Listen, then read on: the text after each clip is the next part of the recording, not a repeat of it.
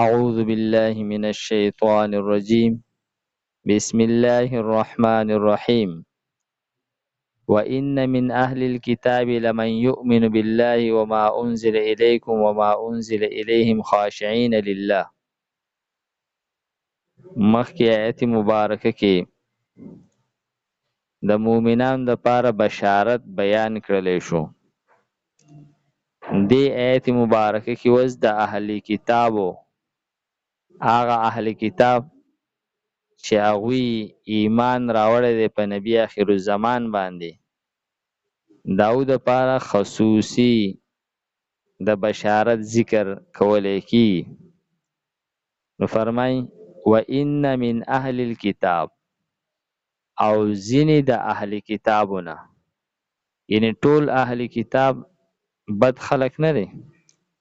اهل کتابو کې ځینې ښه خلک هم شته دی، لکه حضرت عبدالله ابن سلام رضی الله تعالی عنه او د هغه ملګري، او دغه شانتې نور اهل کتاب کومو خلکو چې ایمان راوړی و، لکه د نجران نصرانیان وغیره. نو فرمای چې ځینې د اهل کتابو نه لمن خامخا هغه څوک دي، ځینې یؤمن بالله چې دوی ایمان راوړي په الله تعالی باندې، وما په هغه کتابونو باندې ایمان راوړي، وما په هغه کتاب باندې ایمان راوړي انزل الیکم چې تاسو ته نازل شوی دی، یعنی قرآن پاک. وما هغه کتابونه انزل چې نازل کړلی شوي دي الیهم دوی ته، یعنی تورات، انجیل او زبور، په هغې هم ایمان راوړي. لمن خاشعین، دوی عاجزي کوونکي دي لله الله تعالی ته. لا یشترون، او دوی نه اخلي بآیات الله، په آیاتونو د الله تعالی باندې، ثمنا قلیلا، قیمت لږ. یعنی دا خلک چې دی دوی په قرآن باندې او په تیر شوي کتابونو باندې ایمان راوړي، او په دوی کې د اهل کتابو هغه قباحت نشته دی چې هغوی د دنیا مراعات او د دنیا منصب او د دغه نظرانې شکرانې هغه یې اسره کړلې، او د قرآن او د نبی آخر زمان نه انکار وکړو. دا خلک داسې نه دي، بلکې دوی هغه دنیا نه اخلي، ثمنا قلیله، قیمت لږ. یعنی دنیا که یو کس ته ډیره زیاته میلاو شي، لیکن دا د آخرت په مقابله کې ډیره کمه ده، نو دو د دنیا دا کم قیمت دا نه اخلي په بدله د ایمان کې. اولئک دا خلک چې دي لهم د دوی دپاره اجرهم، اجر د دوی دی.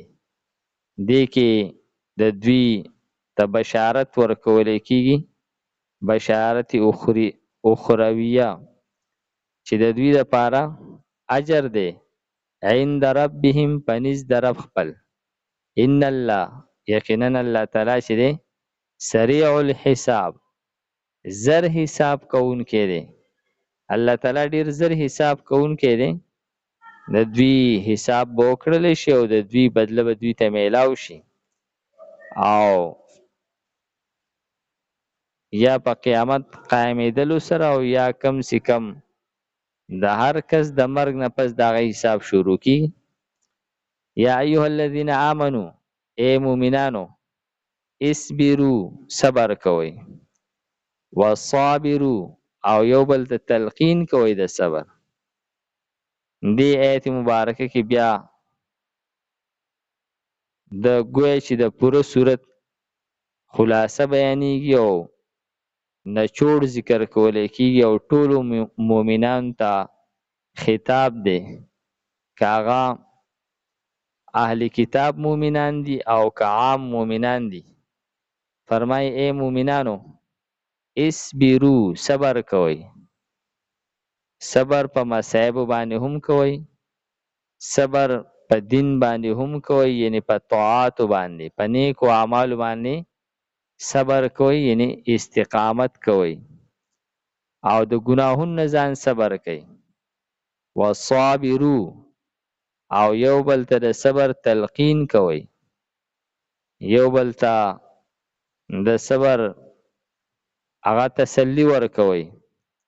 ورابطو او تیاری وکئ د جهاد دپاره، د جهاد دپاره ځان تیار ساتئ.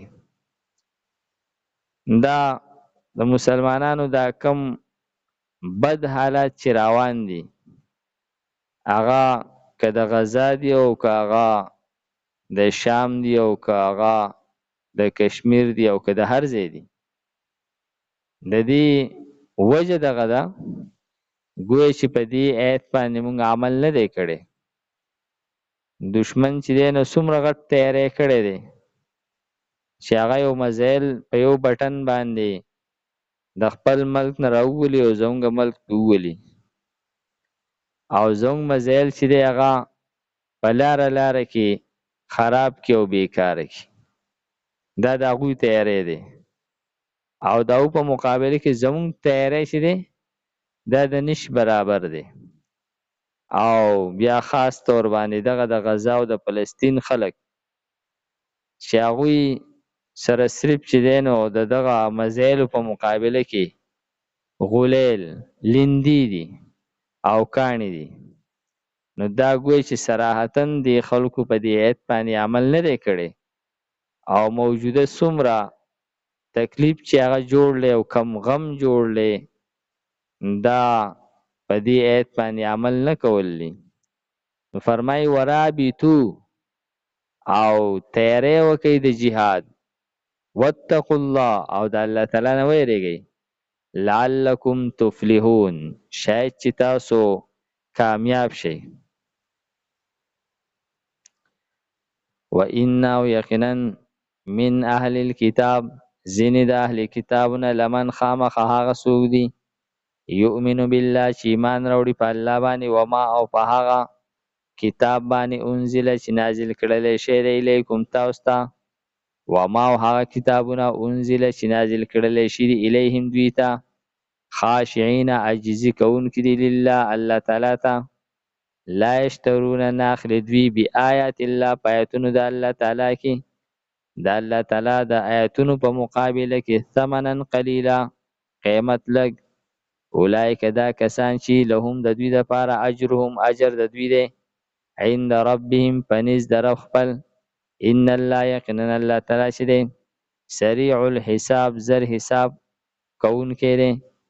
یا ایها الذین آمنوا ای مؤمنانو اصبروا صبر کوئ، والصابروا او تلقین کوئ یو بل ته د صبر، ورابطو او تیاری کوئ د جهاد، واتقوا الله ویریږئ د الله تعالی نه، لعلکم تفلحون شاید چې تاسو کامیاب شئ.